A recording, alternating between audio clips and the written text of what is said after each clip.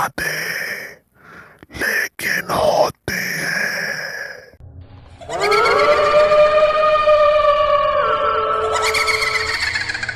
शादी के बाद जिंदगी बहुत अच्छी गुजर रही थी। अल्लाह ने मुझे 2 फूल सी बेटियों से नवाजा था, जिनकी देखभाल में ही दिन यूं गुजरता कि खबर ही नहीं होती कि कब रात हो जाती।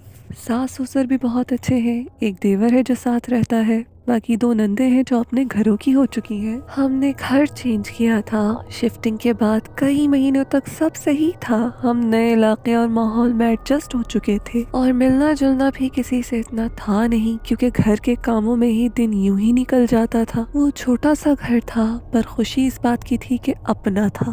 3 कमरे थे। एक रूम में हम मियाँ बीवी और बच्चे थे। एक सास ससुर का था और बेचारा देवर ड्राइंग रूम में ही सोता था। हमने सोचा आहिस्ता आहिस्ता ऊपर 2 कमरे बनाकर हम वहीं चले जाएंगे, क्योंकि एक कमरे में गुजारा थोड़ा मुश्किल था। बच्चियां भी अब बड़ी हो रही थी और इस घर में आने के बाद तो सास भी बहुत बीमार रहने लगी थी। चेकअप करवाने पे कोई बीमारी सामने ना आती, लेकिन फिर भी वो काफी बीमार रहने लगी थी। हम सब उनकी तबीयत को लेकर काफ़ी परेशान थे। मैंने कपड़े सीना शुरू कर दिया था ताकि ऊपर कमरे जल्द से जल्द बन जाए, क्योंकि सास की तबीयत को लेकर नंदों का आना जाना ज़रा ज़्यादा हो गया था और सोने के लिए जगह तंग थी। फिर अचानक यूं होने लगा कि घर में किसी के चलने फिरने दौड़ने का एहसास होने लगा।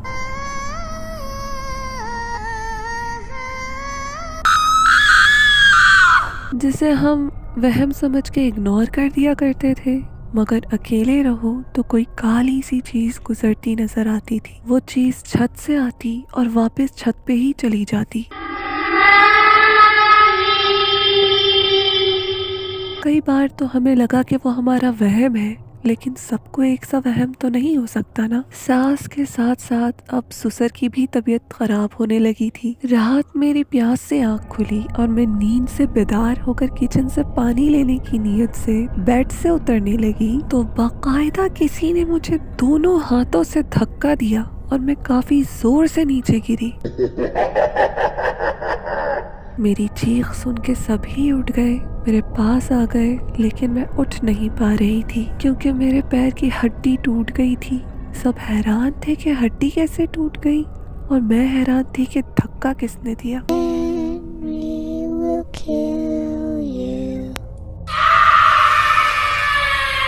लेकिन इस बात का जिक्र मैंने किसी से किया नहीं कि लोग डर जाएंगे या फिर वो ये समझते कि मैं नींद में गिरी हूँ, लेकिन मुझे वो दोनों हाथ बाकायदा महसूस हुए थे। ना वो मेरा वहम था और ना ही कोई ख्वाब। फिर कुछ दिनों बाद यूँ हुआ कि अब्बू को अम्मी सीढ़ियों से ऊपर जाती हुई दिखी। अब्बू को चाय की तलब हो रही थी।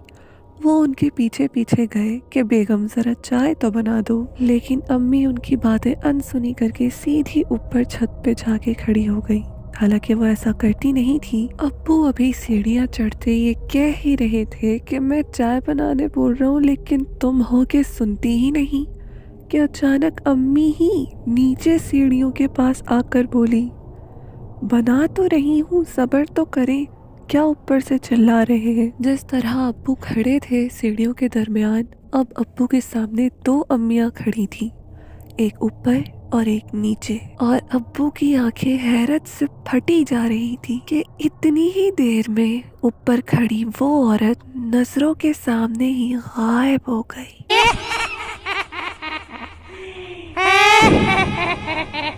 और फिर अचानक से अब्बू की तबीयत खराब होना शुरू हो गई। वो काफ़ी दिनों तक बीमार रहे। बहुत मुश्किल से तबीयत संभली ही थी कि अब वो काफ़ी कमज़ोर दिखने लगे थे। अम्मी भी वक्तन फवक्तन बीमार रहती। फिर हमने ऊपर एक पोर्शन बनवा लिया और वहीं शिफ्ट हो गए। बस यही करना था कि तब से मामलात मज़ीद बिगड़ गए।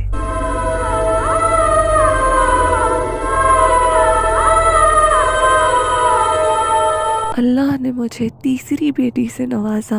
अब हम 5 अफराद होते थे ऊपर। दोनों बेटियों को एक सेपरेट रूम दे दिया था और मैं अपने हस्बैंड और छोटी सी नन्ही गुड़िया के साथ अलग होती थी। बच्चियां अक्सर ये शिकायत करती थीं कि उन्हें रात में कमरे में किसी के होने का एहसास होता है, तो कभी किसी की बातों की आवाज़ें आती हैं, लेकिन वो शरारतें इतना करती थी कि हमने इतना गौर ही नहीं किया। हमें लगा वो शरारतन मजाक कर रही हैं। कार तो थी नहीं, बाइक पे ही जाना होता था, तो अक्सर दोनों बेटियों को छोड़कर जाया करती थी घर में। वापसी में बेटियां घर में सहमी हुई मिलती थी, कहती थी घर में चीजों के गिरने और टूटने की आवाजें आती हैं, किसी का साया घूमता हुआ नजर आता है घर में। कोई भी चीज़ लेकिन मुझे टूटी या गिरी मिलती ही नहीं थी, तो मुझे लगा बच्चियां ऐसे ही शरारतन कहती हैं ताकि हम उन्हें भी साथ ले जाएं, तो मैं उन्हें डांट के चुप करवा दिया करती थी। एक दिन इत्तेफाक से मैं घर में अकेली थी।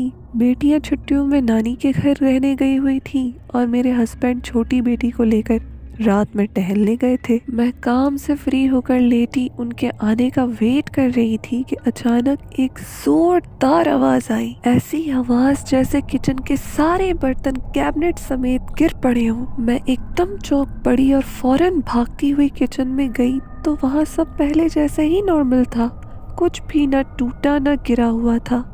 मैं इस सोच में थी कि ये मेरा वहम नहीं हो सकता। तभी अचानक अम्मी भागती हुई ऊपर आई कि क्या हुआ, क्या गिरा, ठीक तो हो तुम?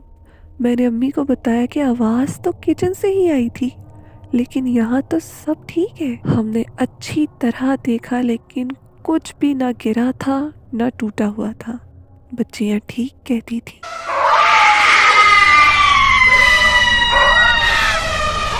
और फिर एक दिन तो हद ही हो गई। हम सब पुरसुकून नींद सो रहे थे कि अचानक मेरी छोटी बेटी की आंख खुली। उसे पैरों पे दर्द महसूस हो रहा था। उसने उठ के देखा तो घुटनों से नीचे तक कपड़े इस तरह फटे हुए थे जैसे किसी ने काफी नोकीली चीज से कपड़े फाड़े हों, और पैरों पे भी नोकीले नाखूनों के नोचने के निशान थे। उसने डर से बड़ी बहन को उठाया तो उसके पैरों और कपड़ों का भी यही हाल था। बच्चियां काफी ज्यादा डर गईं और भागती हुई हमारे रूम में आई। चीख सुन के मेरी आंख खुली।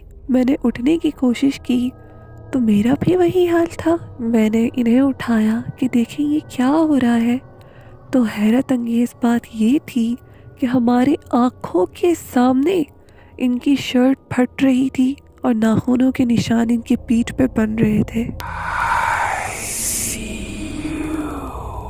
बस ये देखना था कि हम सब छोड़ छाड़ के फौरन मेरी अम्मी के घर भागे। डर का ये आलम था कि हमने वो घर सस्ते दामों फौरन बेच दिया और जल्दबाजी में हमें इतना बड़ा घर ना मिल सका कि हम सास ससुर के साथ रह सकें, तो हमने छोटे छोटे 2 अलग मकान ले लिए। अब हम अलग रहते हैं, लेकिन आज भी उस घर में जितने भी लोग आते हैं 1 महीने से ज़्यादा कोई नहीं टिकता और हर कोई उसे सेल करके भाग जाता है।